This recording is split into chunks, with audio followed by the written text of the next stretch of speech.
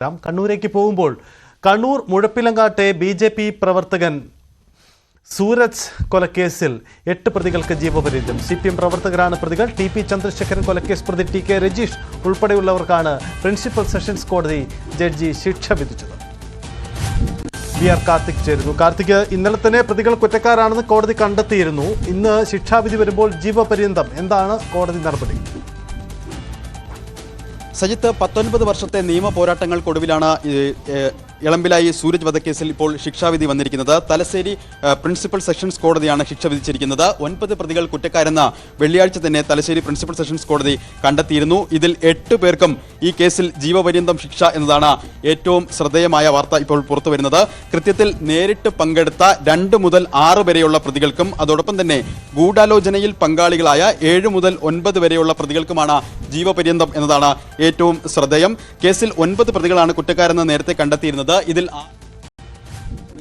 അഭിഭാഷകൻ ഇപ്പോൾ മാധ്യമങ്ങളെ പറയാനുള്ള ഒരു പ്രധാനപ്പെട്ട വസ്തുത ഈ കേസിലെ അന്വേഷണ ഉദ്യോഗസ്ഥന്മാരുടെ മികവാണ്. കേസ് ആദ്യം അന്വേഷിച്ച കെ ദാമോദരൻ, അന്ന് സിറ്റി സർക്കിൾ ഇൻസ്പെക്ടർ ആയിരുന്നു അദ്ദേഹം. കെ ദാമോദരൻ അദ്ദേഹം സിറ്റി സർക്കിൾ ഇൻസ്പെക്ടർ ആയിരുന്നു. അപ്പോൾ അദ്ദേഹം ആദ്യ കുറ്റപത്രത്തിൽ 2 പേരെ കൃത്യമായിട്ട് കണ്ടെത്താനുണ്ടെന്ന് പറഞ്ഞ് റിപ്പോർട്ട് നൽകി.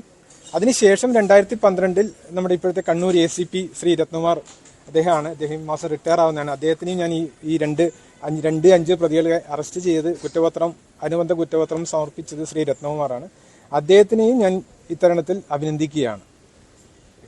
അതായത് ഈ കേസിൽ 20 വർഷത്തിന് ശേഷമാണ് വിധി വരുന്നത്. അപ്പം ഇത്തരം രാഷ്ട്രീയ കൊലപാതകങ്ങളൊക്കെ ഈ വിധി അനന്തമായി നീളുന്ന സാഹചര്യം എത്രത്തോളം? അതായത് 2010 ഈ കേസ് വിചാരണയ്ക്ക് വന്നതായിരുന്നു. പക്ഷെ അന്ന് ചില സാങ്കേതിക കാരണങ്ങളാൽ കേസ് വിചാരണ നീണ്ടുപോയി. തുടർന്നാണ് 2012 ഇതിൽ 2ാം പ്രതി രജീഷിന്റെ കുറ്റസമ്മത മൊഴി TP ചന്ദ്രശേഖരൻ കേസിൽ നിന്ന് വരുന്നത്. അതിനെ തുടർന്നാണ് ഇതിൽ തുടരന്വേഷണം നടത്തിയതും ആദ്യ കുറ്റപത്രത്തോടൊപ്പം എക്സിബിറ്റ് P37 രേഖയായിട്ട് അന്വേഷണ ഉദ്യോഗസ്ഥൻ സമർപ്പിച്ച 2 പ്രതികളെ കണ്ടെത്താനുണ്ട് എന്നുള്ള റിപ്പോർട്ടുണ്ട്. ആ റിപ്പോർട്ടിന്റെ അടിസ്ഥാനത്തിലാണ് ആ കൃത്യത്തിൽ നേരിട്ട് പങ്കെടുത്ത പ്രതികളുടെ സ്ഥാനത്ത് അവരെ ചേർത്തത്. പിന്നെ ഈ രാഷ്ട്രീയ കൊലപാതകങ്ങളിൽ അനന്തമായി നീളുന്ന 2 കാര്യങ്ങളുണ്ട്. ഈ പ്രോസിക്യൂഷൻ എനിക്ക് സഹായകമായത് ഈ അന്വേഷണത്തിന്റെ മികവ് തന്നെയാണ്. ആദ്യ അന്വേഷണത്തിന്റെ മികവ് തന്നെയാണ് ഈ കേസിൽ പ്രോസിക്യൂഷനെ സഹായിച്ചത്. ഈ അമ്മയുടെ ഒരു ഹർജി കൊണ്ടാണല്ലോ താങ്കൾ ഈ ഒരു സ്പെഷ്യൽ പബ്ലിക് പ്രോസിക്യൂട്ടറായിട്ട് ഈ കേസിലേക്ക് ആ സാഹചര്യം എന്തായിരുന്നു?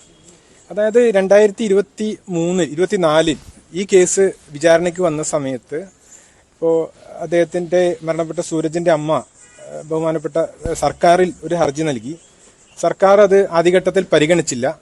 തുടർന്ന് ഹൈക്കോടതിയെ സമീപിക്കുകയും ഹൈക്കോടതി സർക്കാരിനോട് ഇതിൽ അവരുടെ ആവശ്യപ്രകാരം സ്പെഷ്യൽ പബ്ലിക് പ്രോസിക്യൂട്ടറെ നിയമിക്കണമെന്ന് ഹൈക്കോടതി നിർദ്ദേശിക്കുമായിരുന്നു.